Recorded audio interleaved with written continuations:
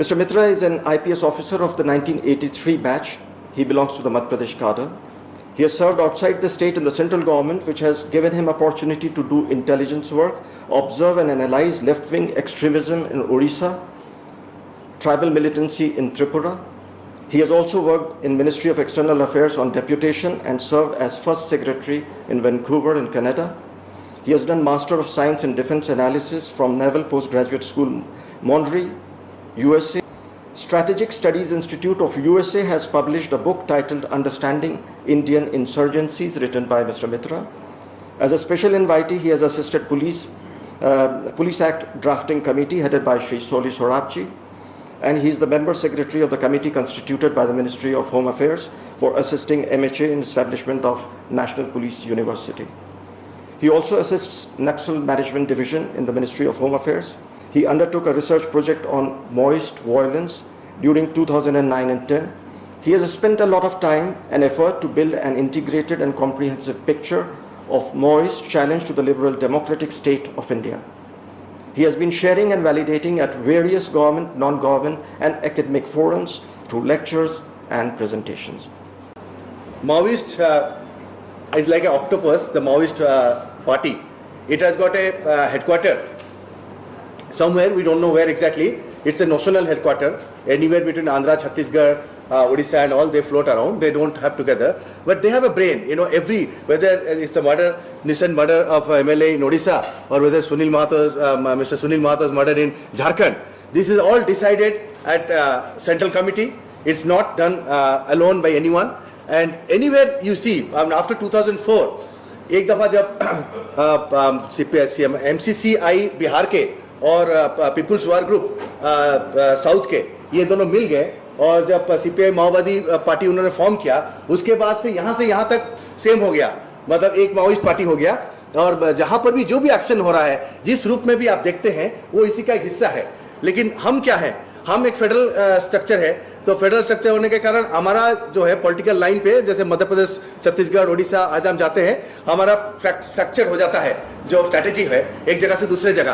अब अभी भी देखेंगे तो उड़ीसा का स्ट्रैटेजी एग्जैक्टली छत्तीसगढ़ का स्ट्रैटेजी से मैच नहीं करता, छत्तीसगढ़ का स्ट्रैटेजी और ऊपर का स्ट्रैटेजी से मैच नहीं करता, आंध्र प्रदेश का स्ट्रैटेजी थोड़ा सा डिफरेंट है। तो ये मिसमैच बहुत प्रॉब्लम क्रिएट कर सकता है। जैसे मान लो एक स्टेट जो है, नहीं, is there a problem because of that? Okay, ठीक है। तो यदि एक स्टेट मान लो ऐसा कर रहा है कि हम लड़ेंगे नहीं क्योंकि हम कोशिश करेंगे सॉफ्टवेयर में करने के लिए, तो वो करते जाए, हमारा एमएलए को भी मार दे, कुछ भी करते रहे, फिर भी हम बहुत स्ट्रॉन्ग एक्शन नहीं लेंगे, तो क्या होगा, दूसरे स्टेट में जब फाइट करता है वो जस्ट आके बॉर्डर क्रॉस कर जाता है। बॉर्डर क्रॉस कर देने के बाद ही उसको ऐसा जगह मिलता है जहां पर पूरा एटीट्यूड जो है दूसरा टाइप का है। इसीलिए एक बहुत आवश्यकता है कि नेशनल लेवल में हम फेडरलिज्म बहुत इंपॉर्टेंट है। फेडरलिज्म के कारण हमारा देश इतना अच्छा क्या है, हम इतने मल्टी कल्चरल है, इतने मल्टी एथनिक है, और उसके होने के बावजूद हम एक डेमोक्रेसी, थ्राइविंग डेमोक्रेसी हमने इतना अच्छा किया है बिकॉज हमारा फेडरलिज्म के चलते। इसलिए फेडरलिज्म एक गलती, एक प्रॉब्लम के कारण हम फेडरलिज्म को सेक्रीफाइस नहीं कर सकते, लेकिन क्या कर सकते हैं, हम स्ट्रैटेजी में एक ऐक्यता ला सकते हैं, एक इंटीग्रेटेड स्ट्रैटेजी। इंटीग्रेटेड स्ट्रैटेजी मतलब आप जो भी करते हो वो ओवरऑल स्ट्रैटेजी में पढ़ना चाहिए और विरोधाभास आपस में नहीं होना चाहिए। There should be no contradiction between one strategy, coherence होना चाहिए। ये बहुत इंपॉर्टेंट है। ये स्लाइड ये दिखाता है हमारे इतना बड़ा डेमोक्रेसी में एक और बड़ा प्रॉब्लम है जो हमारा अंडरस्टैंडिंग में, हमारे देश को आप ये सोच सकते हैं कि एक अर्बन इंडिया है जो हाईली एजुकेटेड इंडिया है, और हम जो है जो constitutionally defined equality between citizens and right to freedom वगैरह, अपने सिविल सोसाइटी वगैरह सब यहीं से आते हैं, और हम लॉ मेकर्स भी सब लॉ जो बनता है इसकी मानसिकता से बनता है। लेकिन हमारा एक रूरल इंडिया है जो काफी ट्रेडिशनल थिंकिंग में है, अभी भी काफी फ्यूडल थिंकिंग्स इनके बीच में है, और वो क्वाइट डिफरेंट है यहाँ से। और एक फॉरेस्ट इंडिया है जो अगेन ये सबसे डिफरेंट है। तो ये जो है तीनों जो डिफरेंट मानसिकता है, हम सबके बीच में ये मानसिकता अलग अलग मतलब प्रोपोर्शन में रखा हुआ है। मेरे में हो सकता है अर्बन इंडियन, एजुकेटेड इंडियन का वाला हिस्सा ज्यादा है और रूरल इंडिया वाला हिस्सा कम है, लेकिन हम आपस में सब में है।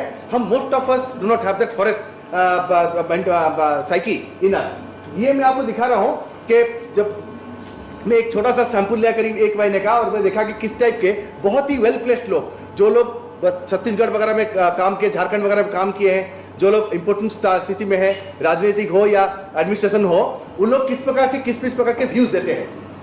पुश्ड टू इन ऑब्सक्योरिटी 2000 साल तक इन लोगों का सारा जो है हम राइट्स ले लिए, और जिसके कारण आज आदिवासी जो है हथियार उठा लिए हैं और अपना रिवेंज ले रहे हैं हमारे ऊपर। ये एक पर्टिकुलर व्यू है। दूसरा व्यू है लैंड रिफॉर्म ही मेन कारण है। लैंड रिफॉर्म ना करे तो हमारे एक सीनियर आईपीएस अफसर है, वो काफी उसके ऊपर जहां भी टॉक देते हैं वो इस बात को उठाते हैं, और मैं उनके साथ इंडिविजुअली डिबेट कर चुका हूं, बता चुका हूं कि इसमें क्या है क्या नहीं है। बट ये व्यू एक स्ट्रॉन्ग व्यू है। Naxalites are criminals, a law and order problem is sadly treated softly. ये एक व्यू है बड़ा स्ट्रांगली कि भाई क्रिमिनल्स है, आप किस बात के लिए डेवलपमेंट एडमिनिस्ट्रेशन की बात करते हो? क्रिमिनल्स है, उनको हटाओ, मारो, खत्म करो, जो भी करना करो। कल भी मैं एक बहुत बड़ा मीटिंग में गया था, वहां पर भी एक स्पीकर, उन्होंने यही बात एग्जैक्टली कहा कि साहब वो क्रिमिनल्स है और हम बाकी सोल्यूशन ढूंढने का ज्यादा वो जरूरत नहीं है, इसको हटाए। Naxalites are friend not enemies, exactly opposite कि नक्सलाइट जो है फ्रेंड से एनिमी नहीं है। मुझे किसी ने कहा कि मित्रा तुम यहाँ पर ऐसा हो, ऐसा कर रहे हो, लेकिन एक बात सुन लो, वो हमारे मित्र है, फ्रेंड्स है, उनको एनिमी से ट्रीट मत करना। तो ये कितना विरोधाभास हमारे में, what is done too little for what is required. बहुत बड़ा जगह है, क्या कर रहे हो तुम? आईएपी कर रहे हो, प्लानिंग कमीशन के थ्रू आईएपी चल रहा है, ऊपर से आईएपी में क्या हो जाएगा, कितना करोड़, 55 करोड़ क्या है?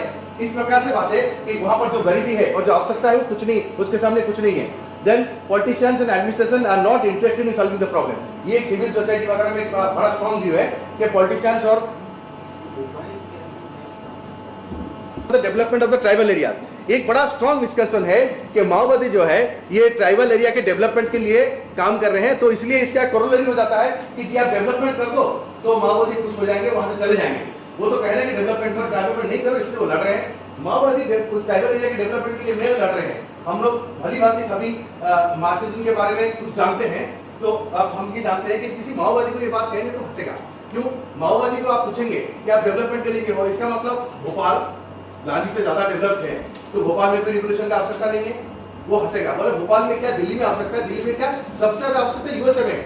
हम वहां पहुंचेंगे आगे जाके 2050 में, जब हिंदुस्तान में कब्जा कर लेंगे, फिर हमला बोलेंगे हम यूएसए के ऊपर। ये उनका स्ट्रैटेजी है। Development is not the thing. उनका कहना है वो डेवलपमेंट हमको नहीं चाहिए, उस टाइप के डेवलपमेंट के फेवर में नहीं है, और हम उस प्रकार के डेवलपमेंट करके सोचते हैं कि वो समाज खुश हो जाएंगे। ये हमारा विशुद्ध थिंकिंग है। हम मतलब खून खराबा पसंद नहीं करते हैं, तो इसलिए हम चाहते हैं कि ऐसी कोई बात सोचे जिससे खून खराबा भी ना हो और चीज हो जाए, तो ये किया अच्छा लगता है सुनने के लिए।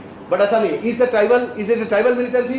क्या ये ट्राइबल मिलिटेंसी नहीं? इनके जो मेन लीडरशिप है, मोस्टली इन्होंने अभी थोड़ा सा एक आध ट्राइबल्स को चुन लिया है अपने सेंट्रल कमिटी में। मोस्टली इनके ट्राइबल मिलिटेंसी में कोई ट्राइबल नहीं है। इनके भी दलम लीडर्स वगैरह बहुत कम ट्राइबल्स है।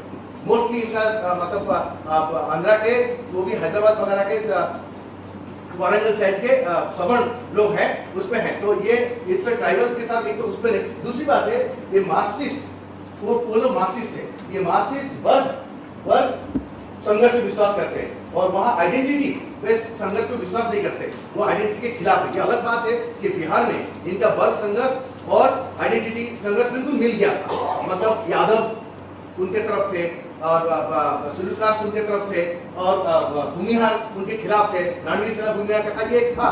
लेकिन वो थ्योरेटिकली इस बात को मान नहीं सकते हैं कि वो ट्राइबल्स के लिए लड़ रहे हैं, वो लड़ रहे हैं वर्ग के लिए। इसलिए ये ट्राइबल मिलिटेंसी दोनों तरफ से भी नहीं है, क्योंकि वो खुद ही नहीं कहेंगे इसको। Tribal interest is subordinate to their revolution, ये क्लियरली बोला। जब किसी ने गणपति को पूछा कि भाई इतने सारे ट्राइबल्स मर रहे हैं, आपको क्या कहना है? उन्होंने बोला देखो रिवोल्यूशन बहुत बड़ा चीज है, सैक्रिफाइस मांगता है, तो इंडिविजुअल का इंटरेस्ट जो है वो नीचे है, और ट्राइबल इंटरेस्ट या कोई भी इंटरेस्ट आप कहिए वो रिवोल्यूशन के नीचे है। इससे ट्राइबल इंटरेस्ट भी रियल है। Development works have mixed implications उनके लिए। मैं आगे थोड़ा सा डिटेल में डिस्कस करूंगा। तो डेवलपमेंट क्या है, किस टाइप का डेवलपमेंट है, उनके लिए डेवलपमेंट का मीनिंग अलग। यदि आपका डेवलपमेंट रोड है, एजुकेशन है, तो वो अपोज करेंगे। यदि आपका डेवलपमेंट है कि पानी है, खाने का चीज है, दवाई है, तो वो नहीं अपोज करेंगे, क्योंकि दवाई खाना की उनको भी चाहिए उस एरिया में, तो वो चाहेंगे कि इसे मिल जाए तो ठीक है। लेकिन ऐसा डेवलपमेंट जिससे वो लोग खुद एनाबल्ड होंगे, सबल होंगे, सशक्तिकरण उनका होगा, जहां पर उसका आगे पद, तो वो नहीं चाहते, क्योंकि सशक्तिकरण हो जाएगा तो ये डेमोक्रेसी के साथ जुड़ जाएंगे तो फिर इनके रिवोल्यूशन के लिए स्पेस नहीं मिलेगा, तो ये उससे नहीं चाहते। रोड्स लोग कहते हैं कि भाई पुलिस आएगा, सिक्योरिटी आएगा, इसलिए रोड्स बनाए जाते नहीं। रोड्स जैसे खुलता है नाक और पुलिस आता है, उसके साथ साथ पॉलिटिशियन भी आता है। पॉलिटिशियन वो जगह जा नहीं पाता है जहां पर रोड नहीं होता, इस कारण पॉलिटिकली विच्छिन्न होता है वो जगह जहां पर रोड्स नहीं होते।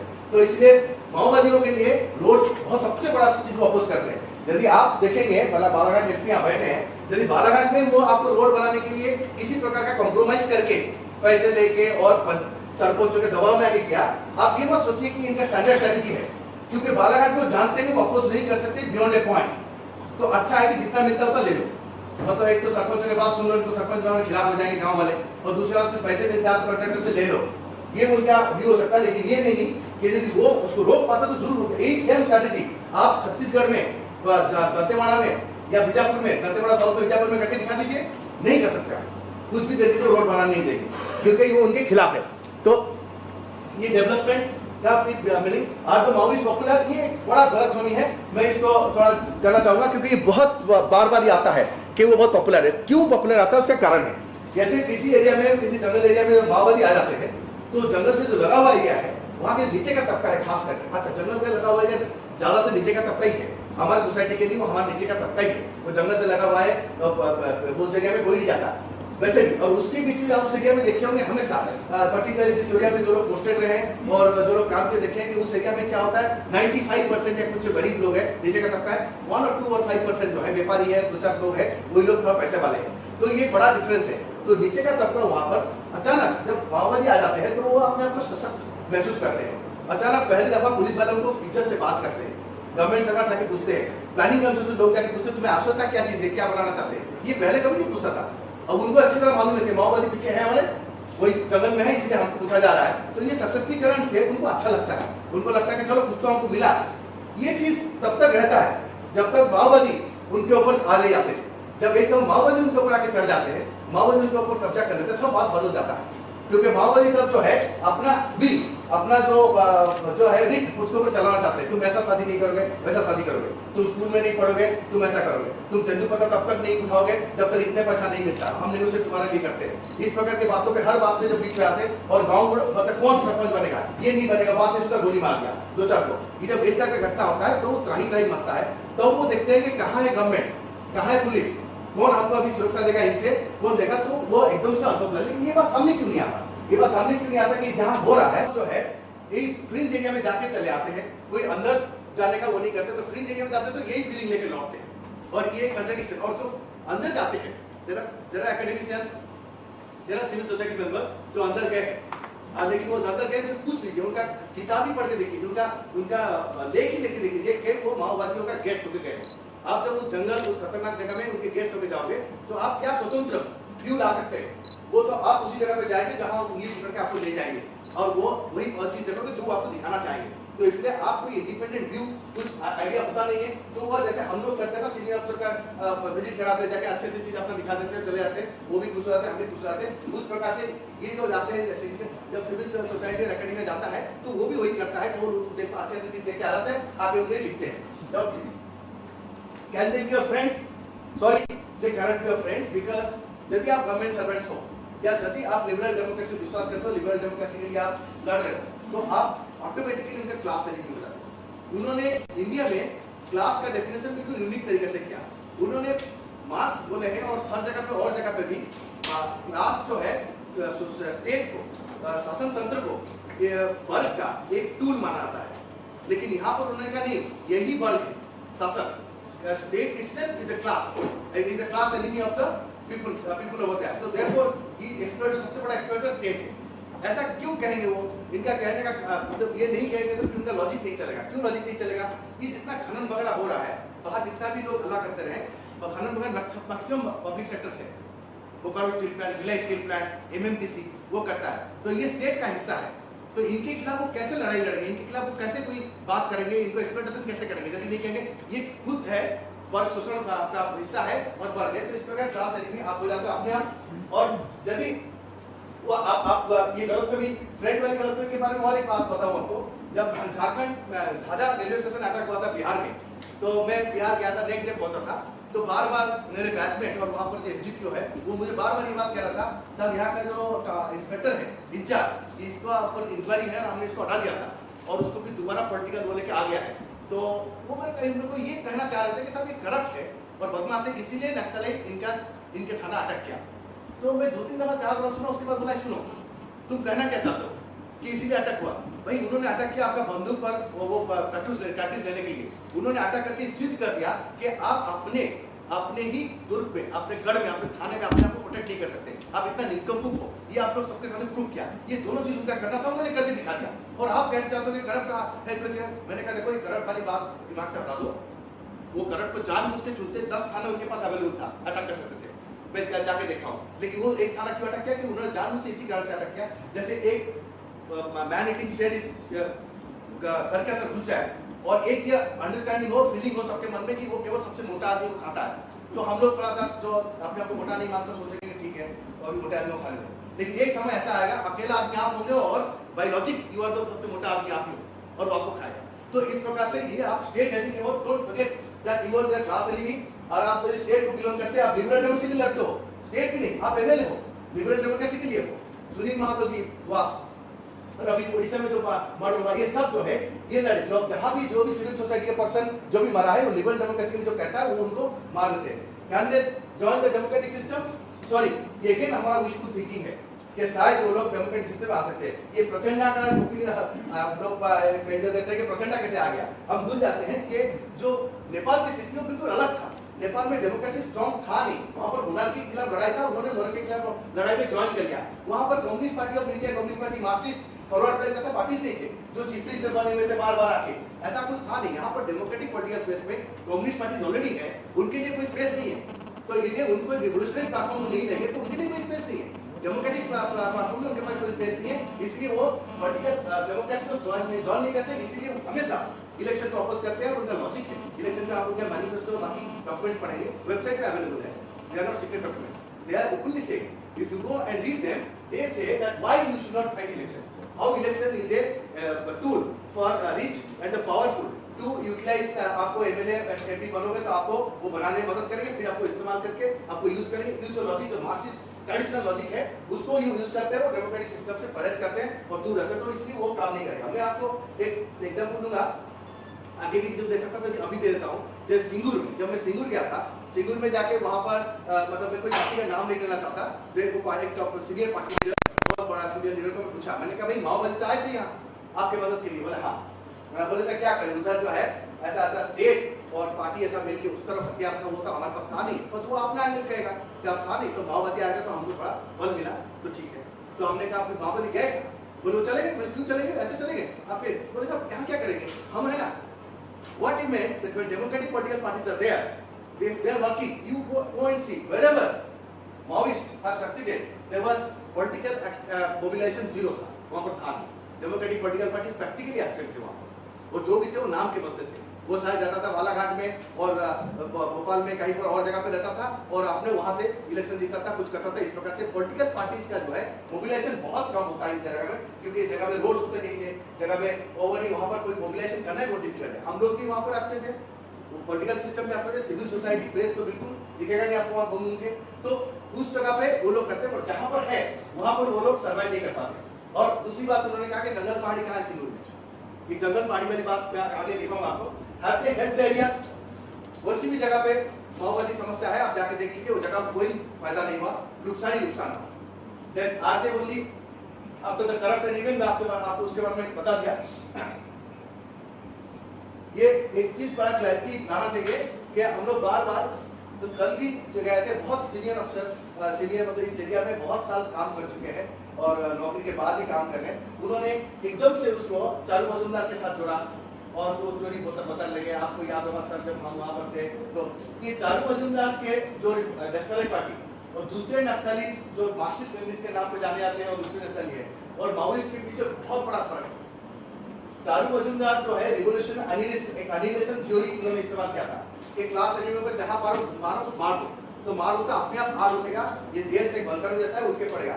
उसके पास जो प्रोट्रैक्टेड वार स्ट्रेटेजी, जो लंबे खींचने वाला स्ट्रेटेजी, वो चारू मजुमदार के पास था नहीं। अब देखिए 69 में उन्होंने चारू मजुमदार शुरू किया यहाँ से चाबागान से शुरू किया सिलीगुड़ी में, और 71 तक कोलकाता में पहुंच गए, जबकि माओ 26 ईयर्स लिया था उन माउंटेन से, जहां से भी साउथ के माउंटेन से स्टार्ट किया, बेजिंग पहुंचते इतना साल इन्होंने 24 से 26 साल उन्होंने लिया पहुंचेंगे। ये प्रोट्रैक्टेड वार स्ट्रेटेजी, लंबे खींचे वार। आप देखिए जब आंध्रा के जंगल से या झारखंड के जंगल से जो माओवादी स्टार्ट किए थे, कितने साल लिए हैं अभी धीरे धीरे अपना संख्या बढ़ाने के लिए, और कितना जिसके साथ वो बूढ़े हो जाते हैं डरते लड़ते। तो उस प्रकार का स्ट्रैटेजी केवल माओवादी इस्तेमाल कर रहे हैं, इनमें से कोई और नक्सली इस्तेमाल नहीं कर रहे और सर्वमंतर बिल्कुल इस्तेमाल नहीं करते। ये लोग बाकी नक्सली जो है सेमी अर्बन और रूरल एरिया में काम करते हैं और माओवादी जंगल और पहाड़ी के अंदर काम करते हैं, क्योंकि माओ से तो वहीं से शुरू किया थे।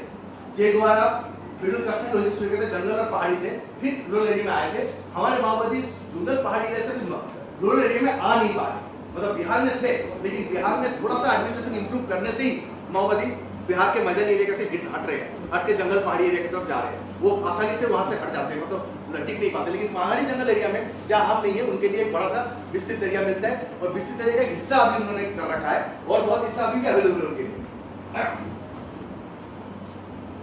ये मैं मतलब सभी तरह का कंसेप्ट और थ्योरी को इस्तेमाल करता हूँ, और उनको क्यों क्या होता है, हम लोग जब जो भी हम लोग और प्रैक्टिशनर्स हैं, चाहे प्रेस हो, सिविल सोसाइटी हो, गवर्नमेंट से हो, हम प्रैक्टिशनर को यदि कोई पॉलिटिकल साइंस का एक थ्योरी बताएगा और बताएगा relative deprivation and Maoist violence, बस वो बोलता ही जाएगा रिलेटिव डिप्रिवेशन माओइस्ट वायलेंस के तरफ, हमें कुछ समझ में आता तो उसको हमको कैसे मदद कर सकते हैं। तो हमने ये जो यहाँ पर दिखा रहे हैं कि जो भी ऐसा टेक है, चाहे बालाघाट से कोई हो रहा है, कोई झारखंड का कुछ बता रहा है, तो वो टेक ऐसा लगता है एक छोटा सा हिस्सा, बट उनको हमारे लिए आवश्यकता क्या है कि ये सबको जोड़ के एक ऐसा कोई मीनिंगफुल पिक्चर लाए, एक होलिस्टिक पिक्चर लाए। उसके लिए हमने काफी समय दिया है, और 1.5 साल तो हमने यूएसए में पढ़ा, उसके बाद 3 साल जब NICFS में था 75% टाइम मैंने दिया नक्सली एरिया में भ्रमण करने के लिए, और 25% में NICFS को देता था, और वो 3 साल में, उसके बाद फिर 1.5 साल मैंने शोध किया, उतना समय करके मैंने एक बड़ा सा किया, उसको फिर उसको वैलिडेट किया। मैं आपके सामने रख रहा हूँ, ये मतलब ऐसा नहीं कि मैं कह रहा हूँ और चूंकि आपको सुनना पड़ेगा सुन गए, मैं पहले तो यूनिवर्सिटीज के पास जाके कंसेप्ट थ्योरेटिकली बात को बेस किया, और आप देख सकते हैं इसमें काफी डिफिकल्ट यूनिवर्सिटीज है, हैदराबाद यूनिवर्सिटी हुआ, कलकत्ता यूनिवर्सिटी हुआ, जादवपुर यूनिवर्सिटी हुआ, ये सब डिफिकल्ट यूनिवर्सिटीज है। दिल्ली यूनिवर्सिटी दिल्ली स्कूल विक्रम विकास से नंदिनी सुंदर है, नंदिनी सुंदर ऐसे सामने बैठी थी जब मैंने आपने प्रेजेंटेशन किया, और थोड़ा सा डिस्कशन भी हुआ, और डॉक्टर रविंद्र रे जो एक नक्सली थे एक जमाने में, और उन्होंने फिर जाके PhD किया, 10 साल अंडरग्राउंड के बाद बाहर निकल के ऑक्सफोर्ड में PhD किया, इसमें नरसिंहपुर खैरी में चालू मजूमदार उनको उठाया था डॉक्टर रविंद्र ने, तो डॉक्टर रविंद्र ने खुद मेरे को बुलाया था, सामने बैठे थे, तो उन लोग के सामने करके मैंने वैलिडेशन किया कि मेरे में कोई गलती हो तो वो छोड़ने वाले नहीं थे। तो इस प्रकार से MSA government of India planning commission वगैरह में क्या वहां पर भी, और जैसे आप लोगों के सामने कर रहा हूँ पुलिस हेडक्वार्टर के सामने, मैं जानबूझ के इसको वैलिडेट किया हूँ ताकि यदि कोई इसमें गलती हो तो सामने आ जाए, और हमेशा कोई ना कोई चीज में सीखता हूँ। आप लोगों के सामने आज कर रहा हूँ, आज डिस्कशन होगा, उसमें जरूर मुझे सीखने को मिला, तो ये मेरे को और ट्रेनिंग करेगा, ट्रेनिंग करेगा तो पिक्चर और इंप्रूव कर जाएगा। रिवोल्यूशनरी चैलेंज ये थ्योरेटिकल लगता होगा, ये स्लाइड थोड़ा थ्योरेटिकल लगता है, बट इतना थ्योरेटिकल ये बहुत प्रैक्टिकल है। रिवोल्यूशनरी चैलेंज स्टेट का इंटरनल स्टेबिलिटी कहाँ से आता है, आइडियोलॉजिकल और पॉलिटिकल विजन से आता है, और दूसरा आता है कोएर्सिव अपॉइंटमेंट से। जो आइडियोलॉजी और जो ये पॉलिटिकल विजन बहुत इंपॉर्टेंट है। सोसाइटी केवल कोएर्सिव अपॉइंटमेंट के ऊपर नहीं रह सकता, केवल पुलिस के दम पे कोई सोसाइटी चल नहीं सकता है। वो एक आइडियोलॉजी से जुड़े होते लोग मानते हैं कि सोसाइटी चलना चाहिए, तब चलता है। जब एक आध लोग जब कुछ गलती करते हैं तो उसके लिए पुलिस होता है, जुडिशरी होता है, और बाकी डिपार्टमेंट्स होते हैं जो आगे कोएर्सिव होते हैं। कोएर्सिव में सबसे ज्यादा पुलिस है जो फोर्स यूज करता है, बाकी डिपार्टमेंट भी कोएर्सिव है। जैसे कहते हैं भाई आपका बाकी गवर्नमेंट सर्वेंट्स को भी सबको अटैक करेंगे, पर सभी कोएर्सिव अपॉइंटमेंट्स को अटैक करेंगे। हम लोग गवर्नमेंट सर्वेंट से कोएर्सिव अपॉइंटमेंट्स में आते हैं और अल्टरनेटिव आइडियोलॉजी देते हैं। वो कहते हैं कि भाई ये आइडियोलॉजी काम नहीं करेगा, ये डेमोक्रेसी काम नहीं कर सकता, और हमें तो उनका अपना आइडियोलॉजी है, वो आइडियोलॉजी देते हैं। इंडियन स्टेट के लिबरल डेमोक्रेसी है, more on ideology less on coercion. Liberal democracy all over the world, उसमें कोएर्सन का जो हिस्सा है वो कम रहता है और आइडियोलॉजी का हिस्सा स्ट्रांग होता है। इतना पुलिस एक्शन होता नहीं कहीं पर, हमारे स्टेट में होता है। उसके कारण कि हम लोग जो है आइडियोलॉजी में और उसमें उतना अच्छा अभी तक कर नहीं पाए। हमारे कुछ प्रॉब्लम्स है जो उसको हम डिस्कस करेंगे। Conflict resolution to democratic political space, ये डेमोक्रेसी का हॉलमार्क कि जो भी कॉन्फ्लिक्ट है, डेमोक्रेसी में लड़ाई क्यों नहीं होना चाहिए, क्योंकि हमेशा कोई democratic political space is not democratic unless is democratic. In the sense political space तो है, लेकिन क्या डेमोक्रेटिक है? क्या हर आदमी एकदम माइनॉरिटी से माइनॉरिटी जो अकेला एक बात करता है, क्या वो प्लेटफॉर्म में खड़ा होकर बोलेगा और लोग उसका पिटाई नहीं करेंगे, उसको खींच के ले नहीं जाएंगे, उसको रोकेंगे नहीं? किसी कास्ट का भी हो, किसी जात का भी हो, किसी धर्म का भी हो, कैसी बात क्या बोलने के लिए सक्षम है, then only it is become democratic political space। नहीं तो political space democratic नहीं होता। तो democratic political space जो एक हॉलमार्क है लिबरल डेमोक्रेसी का, और वो ये सबसे बड़ा हमारे लिए रिजोल्यूशन के लिए वहाँ हमारा जो कमी है वो आगे बात करेंगे। Constitution of India, individuals right to equality, right to freedom. ये individual right to equality, right to freedom ये बहुत यूनिक है, हम इसको समझ नहीं पाते। Again it's not a very theoretical thing, it's very practical. Constitution में कहा है कि हम मान लेते हैं, बट हम ये नहीं भूल जाते हैं कि इंडिया में इस कॉन्स्टिट्यूशन आने से पहले कभी ये तीन चीज नहीं था। हम कभी बिल्कुल इक्वलिटी अमंग पीपल माना नहीं, कभी आदमी को औरत को सेम दर्जा दिया नहीं। आप कहेंगे आप औरत को तो हम देवी बना के ऊपर बिठा रखते थे, हमने भी सुपर्णखा बना के नाक भी काटते थे, थोड़ा सा किसको प्रपोज करते थे। Don't let's not forget it, the realities of life that we never put man and women in the same this thing, we never put caste different caste people in the same category. Outsider वाला काफिर कौन है और कौन विश्वास करता है, कौन अल्लाह के बंदे हैं, इसमें हम हमेशा डिफरेंस किए हैं। तो इस प्रकार से हम जो है equality, right to freedom, individual से इंडिविजुअल राइट में पूरा विश्वास कभी नहीं किए, हमेशा इंडिविजुअल राइट सबऑर्डिनेट रहा फैमिली राइट से, जात की राइट से, गांव के राइट से। और वो क्या डिसाइड करेगा कौन शादी करेगा, कहां शादी करेगा, मैं डिसाइड करता हूं, मैं घर का मुखिया हूं। इस प्रकार से जो फीलिंग हमारे अंदर स्ट्रांग था, तो ये कॉन्स्टिट्यूशन ऑफ इंडिया के तीनों राइट्स देते हैं, ये बहुत इंपॉर्टेंट है। ये पहले नहीं था। ह्यूमन राइट्स और लीगल राइट्स क्या है, ये हम लोग के लिए पार्टिकुलर जो समझना बार बार हम कंफ्यूज हो जाते हैं। हम कहते हैं कि ह्यूमन राइट्स हमारे ऊपर क्यों लागू है, उनके ऊपर क्यों लागू नहीं है। एक इंडिविजुअल का राइट जो है वो लीगल राइट है, और विसा विस एवरीबॉडी एल्स वो लीगल राइट है, बट विसा विस state it is a human rights. आप ऐसा एफआईआर लिखा नहीं सकते कि मैं स्टेट के ऊपर नाराज हूं, स्टेट ने ऐसा किया, आप लिखा नहीं सकता, आपको इंडिविजुअल के खिलाफ करना पड़ेगा। डीएम मित्रा जो डीआईजी है उसने एनकाउंटर करके मेरे लड़के को मारा, या पुलिस डिपार्टमेंट के लोग जो आके मारा लोग, लेकिन आप स्टेट के ऊपर आरोप नहीं लगा सकते। तो स्टेट के ऊपर लेकिन एक आरोप आप लगा सकते हो, वो ह्यूमन राइट्स का। तो इसे लीगल राइट्स लागू होता सबके लिए, बट स्टेट भी अपने उसके लिए उसका भी आइडियोलॉजी से बंधा हुआ है, और वो ह्यूमन राइट्स के जरिए आता है। ये केवल थ्योरेटिकल नहीं है, बहुत इंपॉर्टेंट है, क्योंकि अब आगे मैं दिखाऊंगा कि हमारा लड़ाई जो ह्यूमन राइट्स का लड़ाई है, यदि ह्यूमन राइट्स का लड़ाई में आप ह्यूमन राइट्स को पिछड़ देंगे तो फिर हमारा लड़ाई से दम चला आता है, क्योंकि हमारा जो आइडियोलॉजी है वो हमारा स्ट्रेंथ है, हमारा आइडियोलॉजी ह्यूमन राइट्स, जो उनके पास नहीं है। हम कहेंगे चाइना में ह्यूमन राइट्स नहीं है, रशिया में कभी नहीं था, कोरिया में नहीं है, तो ह्यूमन राइट्स वहां आया करके आप उनको मना करो, तो आपने ह्यूमन राइट्स बताइए कि आप ठीक से करो। इसीलिए इट्स आइडियोलॉजी। जैसे आप स्टेट जो चीज को लेके आइडियोलॉजी होता है, जैसे एग्जांपल देता हूं, कोई धर्म के विषय नहीं, चाहे वो मुल्ला है चाहे ब्राह्मण हो, यदि एक कहता है कि मुल्ला कहता है कि हम हमेशा हलाल का मीट खाएंगे, नहीं खाएंगे, लेकिन कभी आप झटका मीट नहीं खा सकते हैं, कहता है या हिंदू कोई अब ऐसे ब्राह्मण हो किसी एरिया का, हमारे एरिया में तो ब्राह्मण सब खाते हैं, लेकिन दूसरे एरिया ब्राह्मण हो जो कोई नॉनवेज खाता नहीं है, तो वो उसका आइडियोलॉजी का हिस्सा है। यदि आप उसको पकड़ लेते हैं, वो खा रहा है, तो वो गिर जाता है। तो उसका जो गरिमा है, उसका जो ऑथोरिटी है, वो इसी आइडियोलॉजी से आता है, और उसी आइडियोलॉजी को गिरा के वो अपना गरिमा मेंटेन नहीं कर सकता। तो देयरफॉर ये legal rights, human rights, democracy, opportunity हमारे लिए बहुत महत्वपूर्ण, थ्योरेटिकल नहीं है। मैं और जब बातें करूंगा और दिखाऊंगा, लेकिन एक दफा केवल माओइस्ट स्ट्रैटेजी जो प्रोटेक्टेड वॉर को देख लीजिए। प्रोटेक्टेड वॉर ये है कि जहां गवर्नमेंट वीक है, स्टेट वीक है, वहीं से वो स्टार्ट करेंगे, वहीं से बढ़ के देहात पे जाएंगे, पूरे घेरेंगे। माओ जेडुंग ने उसको फॉलो किया था, प्रोटेक्टेड वॉर है, वो प्रोटेक्टेड वॉर उनका स्ट्रैटेजी है। चाइना क्यों कहते हैं काउंटर रिवोल्यूशनरी है, उन्होंने कहा माओ जेडुंग के बाद जब डेंग जाओपिंग आ गए, उसके बाद से ये काउंटर रिवोल्यूशनरी हो गया, इसका कोई वो नहीं है, मतलब वो कम्युनिस्ट नहीं रहा। तो इनके नजर में कोई भी कम्युनिस्ट पार्टी नहीं है। डिससैटिस्फैक्टरी पास्ट एग्जांपल्स है उनके पास, वो लेकिन प्रेजेंट एंड फ्यूचर को कहेंगे, वो कहेंगे कि साहब पास्ट में कोई नहीं है करके ये हम क्यों मान के चलेंगे फ्यूचर में नहीं होगा। और उनका कहना बड़ा जायज है, मतलब इस बात पे आर्गुमेंट नहीं कर सकते हम कि नहीं पास्ट में नहीं है तो आगे नहीं हो सकता। क्यों?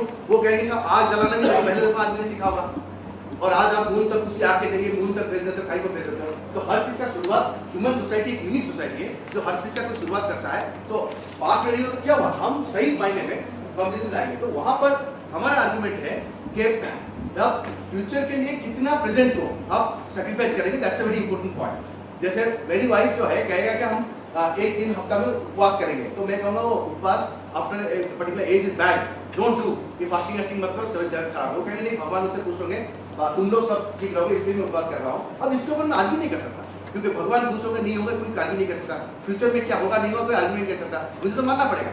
लेकिन कल मान लो मेरी वाइफ बोले चलो बलि चढ़ा देते हैं अपने बच्चों का या खुद का, तो उससे सबको अच्छा होगा, भगवान हमारा सर दोबारा लगा देंगे, ये मैं मानने के लिए तैयार नहीं, वहां पर मैं पीछे हट जाऊंगा।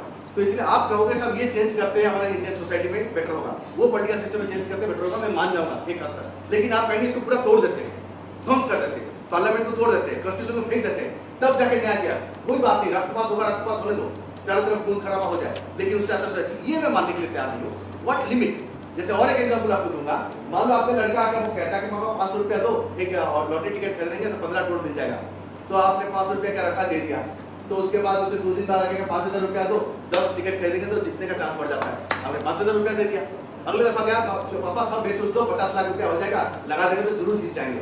पर ये हम तैयार नहीं है करने के लिए, पूरा 50 लाख लगाने के लिए तैयार नहीं है। तो इस प्रकार से माओइस्ट जो है वो प्रेजेंट फ्यूचर का जो हमको दे रहे हैं, हमारे पास तो कोई एग्जाम तो दे नहीं पा रहे, लेकिन कहने के लिए एग्जाम तो देना कोई जरूरी नहीं है। तो मेरे को सोचना पड़ेगा कि क्या मैं उसके इस प्रकार के बेटिंग कर सकता हूँ। तो इसलिए आप देखेंगे कि कौन लोग इनसे जुड़ जाते हैं, अपार्ट फ्रॉम दोस्त इंटेलेक्चुअल उनके बाद छोड़ दीजिए, तो जो बाकी लोग जुड़ते हैं देखेंगे जिनका प्रेजेंट का स्टेक बहुत कम है वही ज्यादा जुड़ते हैं। जो जो जो बहुत ज्यादा जिनके पास यंग लोग का, यंग बच्चों का नॉर्मली प्रेजेंट में स्टेक कम है, क्योंकि उतने इन्वेस्टमेंट फंड हम लोग जब जिनका उम्र ज्यादा हो चुका है, हम लोगों ने काफी इन्वेस्ट कर लिया सिस्टम में, और हम सिस्टम को इतना आसानी से खत्म नहीं होना देते। बट यंग लड़के जो वो सिस्टम में ज्यादा होते हैं, जो बहुत गरीब तबके का है, जिनका ऐसे भी बहुत ज्यादा कुछ है नहीं, जो मान लो हमारी सोसाइटी ये डेमोक्रेटिक सिस्टम जिसका प्रोटेक्शन के लिए बात करते थे उनसे ठीक से जुड़ा नहीं है, उससे उनको कोई फायदा नहीं मिल रहा है, यदि उनको नहीं लग रहा है कि हम इसका हिस्सा है, तो फिर उनको इसको खत्म होने या ना होने में क्या फर्क पड़ता है। तो ऐसे लोग उनके साथ आसानी से जुड़ सकते हैं, लेकिन बाकी लोग नहीं जुड़ सकते। यदि कोई भी लिबरल डेमोक्रेसी का हिताकांक्षी हो, कोई सिविल सोसाइटी के लोग हो, जब वो उसका फेवर में कहता है उनको ये बात सोचना पड़ेगा, क्योंकि ये सोच के आगे सोचना पड़ेगा लिबरल डेमोक्रेसी को अल्टीमेटली बचाना चाहता हूँ, खत्म करना चाहता हूँ, या उसमें गलतियां है, कमी है, उसको बढ़ाना चाहिए, बट टू व्हाट एक्सटेंट।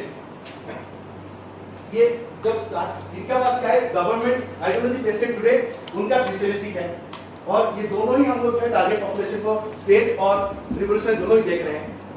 तो स्टार्टिंग में क्या है, रिवोल्यूशनरी एसिमेट्री, रिवोल्यूशनरी बहुत छोटा लगता है स्टार्टिंग, उनके पास रिसोर्सेज बहुत कम है, साइज उनका छोटा है, उनके लेजिटिमेसी उनके पास नहीं है। ये लेजिटिमेसी जो थोड़ा सा उनको आया है वो हमारे मतलब पेट की गलती के कारण ही आया। यदि हम हमारे पेट में इतना ज्यादा करप्शन, इतना ज्यादा गलतियां हमारे ना होता तो फिर उनको इतना लेजिटिमेसी नहीं मिलता। जितना लेजिटिमेसी आप स्टेट का लेजिटिमेसी कम होगा किसी जनता के आंकड़ों, उतना लेजिटिमेसी कोई भी उसको अपोज करता है उसके लिए बढ़ेगा।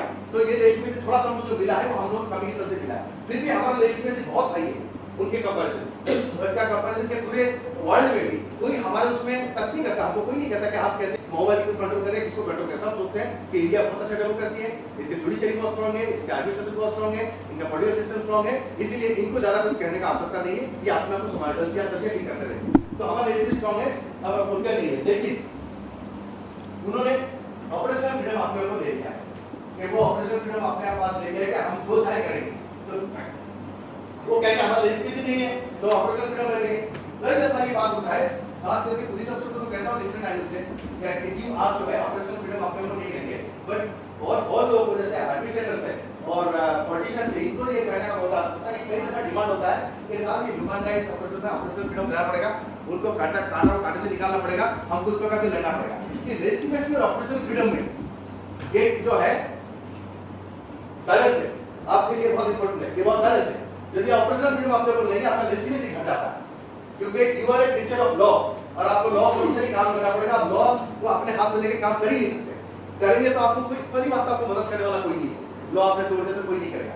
दूसरी बात है कि आपको सिविल सोसाइटी या डेमोक्रेसी में कोई आपको पसंद नहीं करेगा ये बात को, बिल्कुल लॉ सामने लगा। दूसरी बात है अब जब लॉ सामने आपसे गलती हो गई आप इनोसेंट को कहीं ना कहीं मारेंगे, और इनोसेंट को जब मारेंगे, इनोसेंट को ना भी मारो तब भी परिवार के लोग आपके खिलाफ हो जाते हैं, और इनोसेंट को मारेंगे तो पक्का हो जाएगा।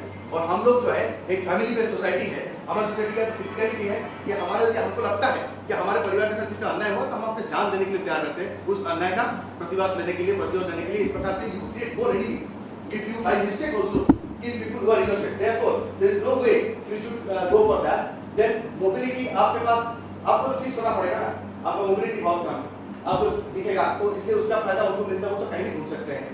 और टाइम में बड़ा फैक्टर है, टाइम उनके पास उन्होंने एकदम 2050 is the date they have targeted for taking over India, Delhi. बहुत लंबा टाइम हो गया, देखिए उन्होंने क्या मतलब ये चीज 20 साल पहले लिया और कितना लंबा लिया। तो तब जब उन्होंने कहा था उसमें 60 साल था, तो मतलब आप खुद भी बचेंगे या नहीं वो सोचे नहीं, उन्होंने इतना बड़ा स्ट्रेटेजी खींचा, protracted strategy, protracted war strategy. और यहाँ पर हमारा टाइम क्या होता है, हमारा टाइम अगला इलेक्शन, अगला दिस मेरा रिटायरमेंट में कितने साल में हो रहा है उसके बीच में कुछ करके दिखा दूं। और कई दफा हम अपने गड़बड़ में कहेंगे 6 महीने में सब खत्म कर दूंगा, तो 6 महीने में खत्म करके दिखाओ, कर तो नहीं सकते। तो हमारा स्ट्रेटेजी हमेशा छोटा कम समय का होता है, उनका लंबा स्ट्रेटेजी, हमारा स्ट्रेटेजी हमेशा बड़ा कमजोर होता है ये लंबे स्ट्रेटेजी के पास, और इसके हम फिर जाते हैं। और लास्टली इंटेलिजेंस उसके पास ज्यादा होता है क्योंकि वो वहां पर है और हम वहां पर नहीं है। क्यों नहीं है, हमको होना चाहिए, वो हम आगे आपसे डिस्कस करेंगे। ये है I am quoting, what I'm trying to say is I'm not using logic alone. I'm actually quoting by which they are guided. This is Mao Zedong, Che Guevara. These are the people who have directly guided them. उन्होंने गुरु को कभी पढ़ा नहीं, समझा नहीं, but उन्होंने गुरु का policy को फॉलो करता है, हर पोजीशन फॉलो करता है गुरु की पॉलिसी। ये कहते हैं कंसेप्ट पर रिलेटिव डेप्रिवेशन। हर डेप्रिवेशन रिलेटिव डेप्रिवेशन नहीं होता। जब आपको लगता है कि ये आपको प्राप्त है लेकिन आपको मिलता नहीं है, तो वो रिलेटिव डेप्रिवेशन होता है। हम लोग जब स्टूडेंट थे, हमारे पास कोई मोबाइल फोन नहीं था, हमको डिफरेंट ही लगता था। आप लोगों को मोबाइल फोन नहीं देंगे तो आप एकदम परेशान हो जाएंगे, बोले कैसे है मोबाइल फोन नहीं है हमारे पास, बाप के ऊपर नाराज हो जाएंगे। उतना ही नहीं, यदि मोबाइल फोन भी अच्छा क्वालिटी का ना हो, कलर ना हो, तो मेरा लड़का बहुत वो परेशान हो जाएगा, क्योंकि उसको लोग एक्सपेक्ट करते हैं कि इसके पास ये अच्छा mobile phone. It is a relative deprivation that what who thinks society thinks socially fixed जो है उसको आपको नहीं मिलता है, जो आपको लिस्ट में प्राप्त है तो होता है, तो वो ऐसा जगह चुनते हैं। ये तीनों चीज जहां मिलता है वही पर, इसीलिए ये लोग ज्यादा सक्सेसफुल हुए हैं, क्योंकि माओवादी तीनों को अच्छी तरह सब करते हैं। ये जो कम्युनिस्ट रिवोल्यूशन इंडस्ट्रियल रशिया में स्टार्ट हुआ था, ये जाके आगे बढ़ते बढ़ते वह एकदम थर्ड वर्ल्ड में इनएसेसिबल एरिया में पहुंच गया है। ओवर द इयर्स ये हुआ है, दिस हिस्टोरिकल फैक्ट।